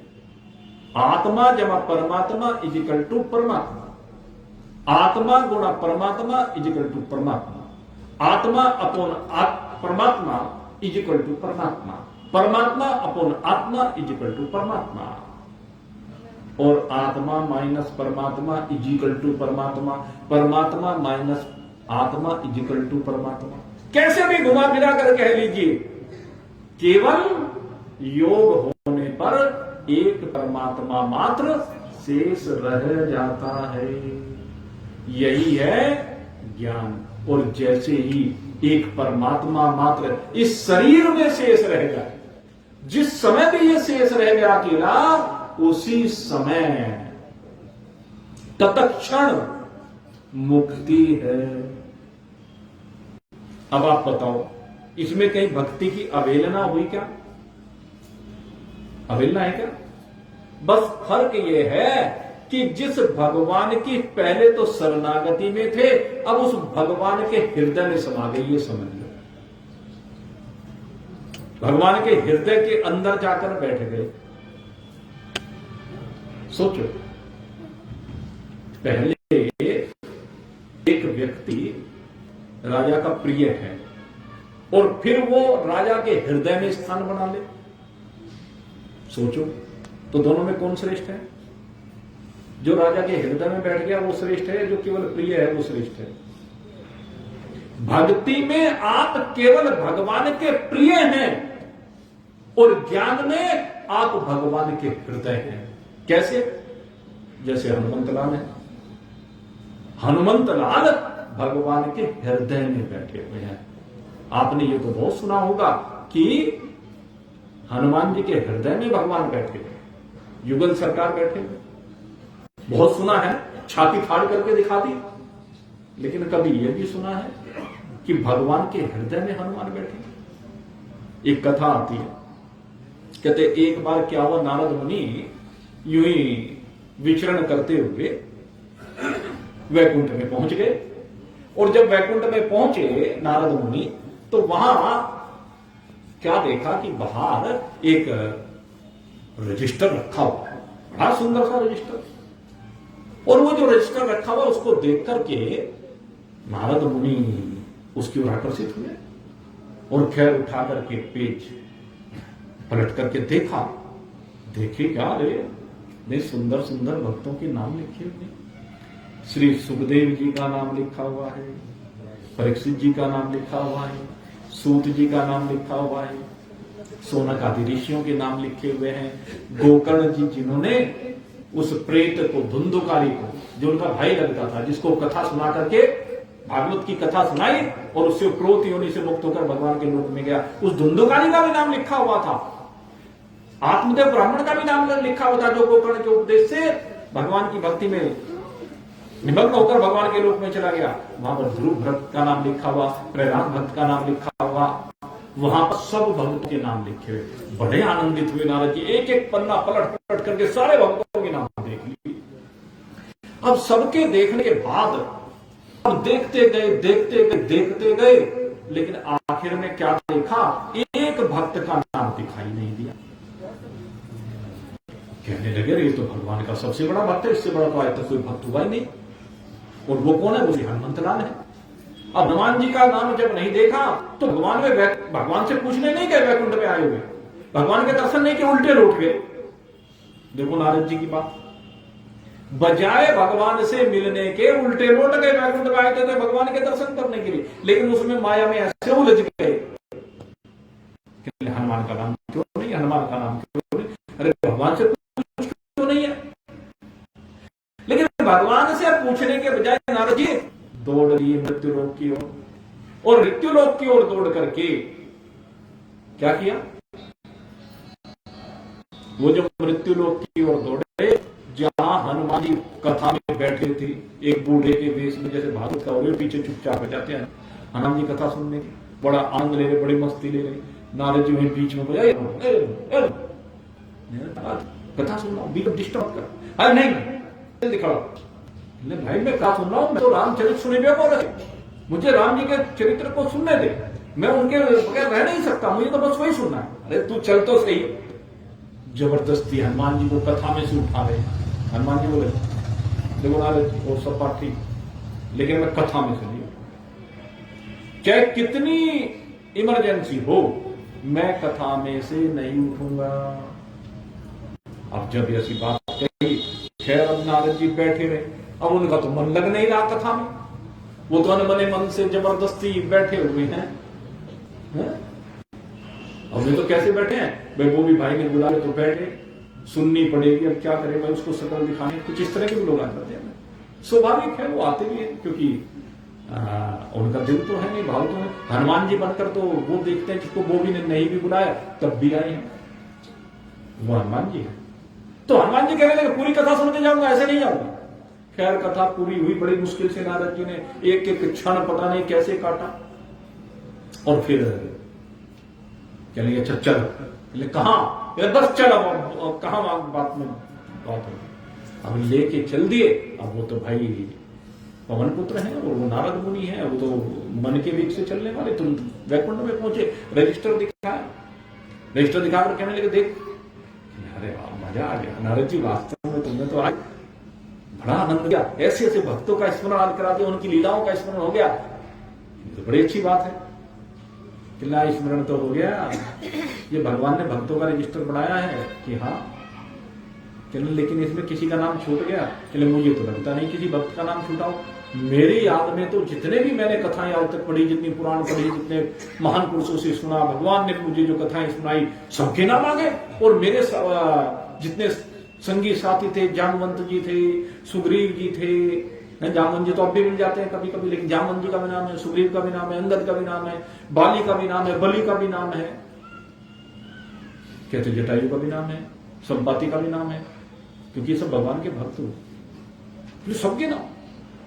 अरे तू इनके नाम की बात करा, लेकिन एक नाम तेरी समझ में नहीं आता, ये किसका नहीं है बता, अच्छा भाई चल, वैसे तो मुझे लगता नहीं, ले तेरा नहीं है, कहने लेकिन मेरे नाम का इसमें क्या काम। हनुमान जी कहते हैं मेरे नाम का इसमें क्या काम, अरे मैं कोई भगवान का भक्त थोड़ा ही ना, अरे ये एक से बढ़कर एक ऐसे भक्त में, वानर जाति में मैंने जन्म लिया, भला मैं कहा किस भक्तों की श्रेणी में, मैं कहा भक्ति करता हूं। जो रामचरित सुने बे को रस, जो रस लेते हैं राम जी के चरित्र को सुनने में और हर क्षण लेते हैं, 24 घंटे लेते हैं, 24 घंटे राम में जीवन जीते हैं, वो कहता है कि मैं भक्त नहीं। क्या बात करता है, तेरे से बड़ा तो आज तक कोई भक्त हुआ ही नहीं, भक्ति की पराकाष्ठा है। चल मेरे साथ, कहा कहने चल तो सही, और जबरदस्ती पहुंच गई कहा, भगवान के सामने। अब भगवान के सन्मुख गए और हनुमान जी कहने के नारद वास्तव में आज तो तूने गजब कर दिया, धन्यवाद तेरा, बहुत दिनों के बाद आज भगवान के दर्शन हुए, भगवान के चरणों में साष्टांग प्रणाम की, आंखों से झरझर आंसू बह रहे, आज कैसे अद्भुत कार्य किया नारद जी। भगवान ने देखा, कहा नारद जी कहिए क्या बात है, कैसे आगमन हो गया। कह बस यूं ही प्रभु आ गए। कहले हनुमान जी बताओ कैसे आना हुआ, कि नारद जी लेकर आए। कहले क्यों, कहले इनसे पूछ लो। हाँ भाई नारद बताओ क्या बात है। कहले भगवान आपने बहुत अच्छा काम किया, बड़ा सुंदर रजिस्टर बनाया है, सब भक्तों का नाम। हाँ भाई इतने भक्त हो गए, अब मैं सोचता हूँ कभी कभी जरा, वैसे तो स्मरण रहता नहीं सबका, लेकिन इस रजिस्टर को देख लिया करूंगा, भक्तों का स्मरण कर लिया करूंगा जब भी मुझे समय हुआ करेगा। हाँ जी ये तो बहुत अच्छा काम किया, लेकिन इसमें कोई त्रुटि है। ये क्या त्रुटि रहेगी। कहने आप अपने एक सबसे बड़े भक्त को भूल गए। कहने लगे नहीं, ऐसा हो ही नहीं सकता। जब से सृष्टि बनी और तब से लेकर अब तक जितने भी भक्त हुए सबके नाम आ गए इसमें, मैंने किसी को नहीं छोड़ा। कहने लगे क्या बात करते हो, प्रभु रह गया। अच्छा भाई तू बता दे कौन रह गया। कहने प्रभु आपके सामने है। कहने तू ही रह गया क्या, तेरा नाम तो मैंने लिख दिया, मेरे याद आ रहा है। कहने नहीं नहीं प्रभु मेरा नाम तो लिखा हुआ है। कहने लगे फिर कौन रहा। कहने लगे हनुमान, आपका सबसे प्रिय भक्त। कहने तुझे किसने कहा कि मेरा भक्त है। और हनुमान जी कहने लगे देख मैं कह रहा था ना पहले, भगवान मुझे कभी अपना भक्त नहीं मानते, मैं भी नहीं मानता कि मैं भगवान का भक्त हूं। मैंने कहां भक्ति की, मेरे कहां ऐसे संस्कार। और जब ये कह रहे थे हनुमान जी, आज भगवान की आंखों से झरझर आंसू बहने लगे उस प्रेम को देखकर। हनुमंत लाल के उस प्रेम को देखा, उस निष्कामता को देखा, उस समर्पण को देखा। आज भगवान की आंखें भी छलछला आई। कहने लगे नारद तू क्या कह रहा है। अरे ये हनुमान मेरा भक्त नहीं है, बल्कि हनुमान ने जो काम किए हैं सबने स्वार्थ के अनुकूल मेरी भक्ति की है। लेकिन एक हनुमान ऐसा है जिसने मेरे काम किए हैं। मैंने अब तक भक्तों के काम किए, लेकिन ये भक्त ऐसा, ये भक्त नहीं, इसने मेरे काम किए हैं। और जिसने मेरा काम किया है राम काज करिबे को आतुर, ये तो सदा मेरे काम करने के लिए रहता है। इसने सारा जीवन मेरे लिए खपाया, मुझे समर्पित किया है। तो ये मेरा भक्त कैसे हो सकता है। हे नारद, ये हनुमान मेरा भक्त नहीं, बल्कि मैं इसका भक्त हूं, इसकी सेवा के अधीन हूं, इसका भक्त है। ये तो मेरे दिल में बसता है, इसे किसी रजिस्टर में स्थान पाने की आवश्यकता नहीं है। ये तो मेरा हृदय का टुकड़ा है, हृदय है। तो यही बात मैं कह रहा हूं मेरे मित्रों, भगवान के हृदय बना है। ये मनुष्य शरीर इसलिए मिला है कि आप भगवान के हृदय बन जाए, उनके हृदय के साथ एक रूप हो जाए।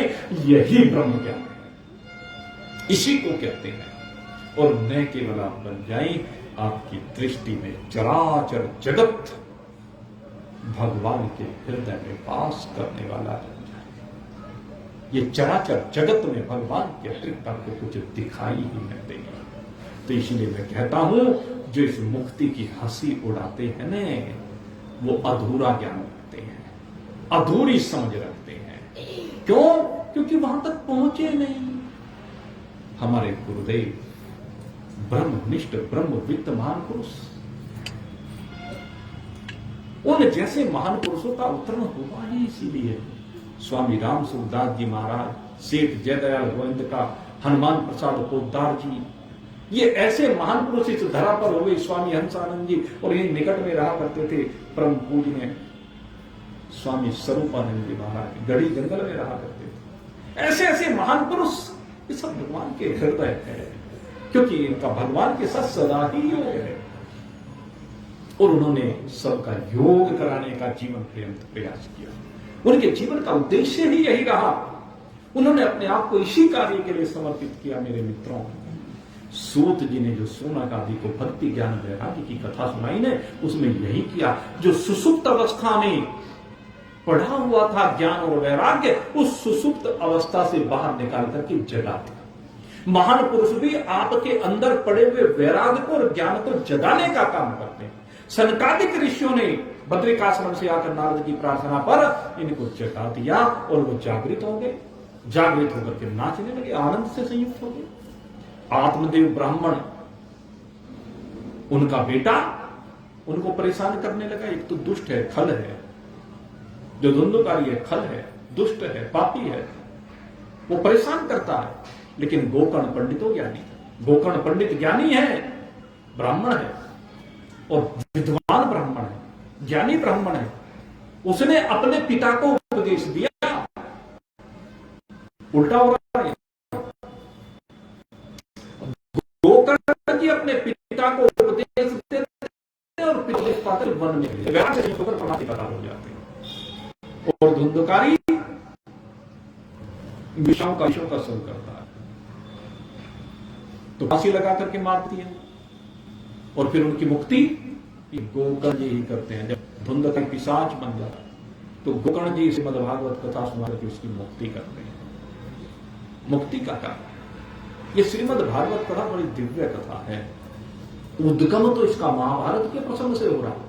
अश्वत्थामा के द्वारा द्रौपदी के 5 पुत्रों को मार देने से उद्गम हो रहा है, लेकिन इसी घटना के साथ भागवत का उदय होता है। जब उत्तरा दौड़ी दौड़ी भगवान की शरण में आती है, अश्वत्थामा के द्वारा छोड़े हुए ब्रह्मास्त्र से संतप्त होकर के उससे बचने के लिए भगवान की शरण को प्राप्त होती है और भगवान गर्भस्थ शिशु की रक्षा करते हैं। अपने लिए नहीं, अपनी रक्षा के लिए नहीं आती है, गर्भस्थ शिशु की, पांडवों के वंश की रक्षा करने के लिए। और जिसकी रक्षा गर्भ में भगवान ने की वही परीक्षित हुआ। और उसी परीक्षित को युधिष्ठिर आदि यहां से राजपाट देकर के स्वर्ग की ओर चले। उसने 60 वर्ष तक राज्य किया और उसके बाद कलयुग का पदार्पण हो गया। और जब कलयुग का पदार्पण हुआ तो कलयुग ने रहने के लिए स्थान मांगे। 4 स्थान रहने के लिए दिए, लेकिन चारों स्थान थे ही नहीं परीक्षित के राज्य में। लेकिन कहा कि मुझे तो आना है। आगे 4 स्थान दिए, उसके साथ एक स्थान 5वां और दिया। द्यूतम पानम स्त्रियः सुनाम यत्र धर्मश्च चतुर। 4 स्थान ये थी और 5वां स्वर्ण थी। फिर स्वर्ण में ही उसका वास हुआ और स्वर्ण में वास होकर के फिर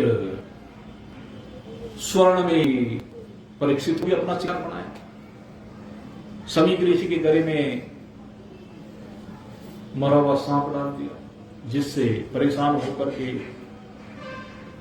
सरंगी ऋषि ने सांप दे दिया कि तक्षक सप्तमे हसी इति लंघितम मर्यादा तक्षक सप्तमे हनी। 7 दिन बाद तक्षक डसेगा।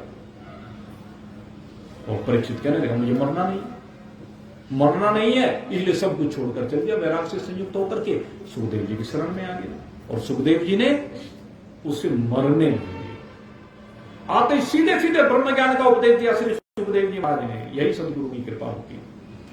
कहते हैं तू घबरा मत, जब तू मेरी शरण में आ गया है अब तेरा योग ब्रह्म के साथ होगा। ब्रह्म योग, इसको कहते हैं ब्रह्म योग। परीक्षित का ब्रह्म के साथ योग कराया है और ब्रह्म योग होने से वो मृत्यु मुखाद प्रमुच्यते, मृत्यु के मुख से बाहर निकल गया, मुक्त हो गया। फिर उसकी मृत्यु नहीं हुई, उसको उपदेश दिया। कौन सा उपदेश दिया? वो उपदेश जिससे उसके अंदर वो दिव्य भाव हुए, जिनके द्वारा पहले उसके हृदय में भक्ति का उद्गम हुआ और फिर वो दिव्य ज्ञान। कौन सा? अहम ब्रह्मास्मि, अहम ब्रह्मास्मि, अहम ब्रह्मास्मि, ये दिव्य ज्ञान उसको प्रदान किया और उसका उद्गम हुआ। जब अहम ब्रह्मास्मि का उद्गम उसके हृदय में हुआ तो चराचर जगत में परीक्षित को एक ब्रह्म के अतिरिक्त तो कुछ भी नजर नहीं आता। जब तक्षक उसको डसने के लिए आया तो तक्षक में भी उसको ब्रह्म ही नजर आया। अब तक्षक भी ब्रह्म और परीक्षित भी ब्रह्म। जब दोनों ब्रह्म हो गए, अच्छा एक बात बताओ, अग्नि को जला सकता है क्या? अग्नि को जलाएगा क्या? जल को बहाएगा क्या? जल का कुछ बिगाड़ सकता है क्या? अग्नि का कुछ बिगाड़ सकती है क्या? हवा का कुछ बिगाड़ सकती है क्या? ऐसे ही ब्रह्म का ब्रह्म कुछ बिगाड़ता नहीं है, बल्कि दोनों मिलकर के एक हो जाते हैं। 2 अग्नि हो और दोनों आपस में लड़ने लगे, 2 अग्नि आपस में लड़ने लगे तो क्या होगा? दोनों मिलकर के एक हो जाएंगे। 2 जल आपस में लड़ने लगे, दोनों मिलकर एक हो जाएंगे। एक हवा इधर से आए, एक हवा इधर से आए, दोनों मिलकर के एक तीसरी दिशा में मिलकर के बहने लगेगी। यही तो होगा मेरे मित्रों। ऐसी एक जिज्ञासु जब गुरु के उपदेश से ज्ञान से संयुक्त हो जाता है तो ज्ञान स्वरूप परमात्मा के साथ मिलकर के एक रूप हो जाता है। यही है वह ज्ञान जो श्रीमद् भागवत में दिया जाता है। श्रीमद् भागवत कथा का उद्देश्य यही है कि प्रक्रियाबद्ध तरीके से इन 7 दिनों में आपके सन्मुख जितना अधिक से अधिक संभव है वो आपको प्रदान किया जाए। प्रयास करेंगे। 2 दिन तो हो गए भाई। अब किस्से कहानी अगर सुनाने लगे तो उसमें भी भाई अलग रस है, लेकिन मैं किस्से कहानी को प्रमुखता नहीं देता। मैं तो उस चीज को प्रमुखता देता हूं जिससे आप जिस काम के लिए आए हैं, जो आपके जीवन का उद्देश्य है, वो उद्देश्य की आपकी पूर्ति हो, आपको आपकी मंजिल मिल जाए। आप सभी के लिए मैं बहुत बहुत शुभकामना करता हूं। और 5 दिन का समय और अभी श्रीमद् भागवत के मोती चुगने का है। अगर यदि आपको लगता है कि हां इसमें वो मोती हैं जो अनमोल है, ये मोती आपको व्यापार से नहीं मिलेंगे, ये मोती आपको घर से नहीं मिलेंगे, ये मोती आपको संसार में भटकने से नहीं मिलेंगे, ये मोती केवल सत्संग से मिलेंगे, महापुरुषों के संग से मिलेंगे। और इन मोतियों को चुगने वाला, मोती कौन चुगता है? हंस। हंस मोती चुगता है, इसलिए सबसे सुंदर कहा जाता है। और जो इन ज्ञान के मोतियों को चुगता है वो परमहंस।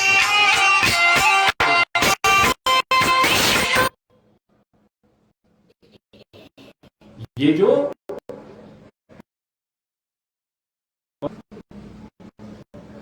इन्हीं की संहिता श्रीमद् भागवत है। श्रीमद् भागवत क्या है? परमहंस संहिता। जैसे गीता क्या है? योग है। श्रीमद् भगवत गीता में 28 प्रकार से भगवान ने योग से समझाया है, वो योग है। श्रीमद् भगवत गीता आपकी के अध्याय को पढ़े तो वो योग है। अर्जुन विषाद योग है, सांख्य योग है, कर्म योग है, ज्ञान कर्म संन्यास योग है, आत्म संयम योग है, होते होते मोक्ष संन्यास योग तक पहुंच जाता है। विषाद से लेकर के मोक्ष, सबसे पहला अध्याय कौन सा? अर्जुन विषाद योग। विषाद का जीवन में विषाद आया और आखिर में कहते हैं मोक्ष है। तो विषाद से मुक्ति तक यही जीवन की गाथा। आपका जीवन का उद्देश्य यह है कि जीवन के विषाद समाप्त होकर के आप उस मुक्ति तक पहुंच जाएं। कहां? कौन सी मुक्ति तक? जहां पर दुख नहीं रहता। दुखों से मुक्ति होकर के परमानंद की आपको प्राप्ति हो जाए। इन्हीं शुभ भावों के साथ आज का सत्संग यही प्रयोगशाला को प्राप्त हो रहा है। कल फिर ठीक 7 बजे आपकी सेवा में उपस्थित होगी। बोलिए सच्चिदानंद भगवान की।